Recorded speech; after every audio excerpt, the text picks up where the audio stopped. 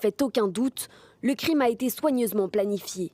La bombe qui a tué Daria Dugina a été placée sous la voiture du côté du conducteur. La très conservatrice chaîne de télévision Tsargrad, où elle travaillait comme journaliste et éditorialiste, lui a rendu hommage. Notre amie, alliée et personne partageant les mêmes idées, Daria Dugina a été tuée d'une façon lâche et vile. Pour tenter de nous faire souffrir le plus possible, nous peuples russes, patriotes et impériaux.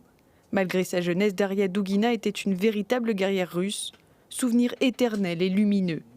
Selon le média d'État TASS, Dugina rentrait dans la capitale russe après avoir assisté à un festival avec son père, Alexandre Douguine. C'est lui qui était visé selon ses proches. Mais il aurait décidé de changer de voiture au dernier moment.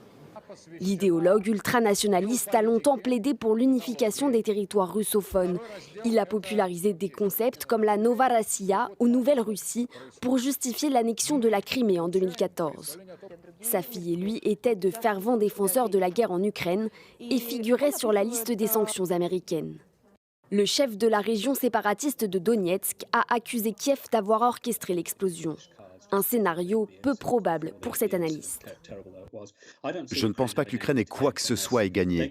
Ils ne peuvent pas se permettre d'être dépeints comme des terroristes. Ce n'est pas leur style, je pense. Ce n'est pas parce que ce sont les gentils ou quelque chose comme ça. C'est parce que ça ne sert tout simplement pas leurs objectifs. Les autorités ukrainiennes nient toute implication. Pour un conseiller du président Zelensky, l'attentat pourrait avoir été perpétré par des factions politiques russes.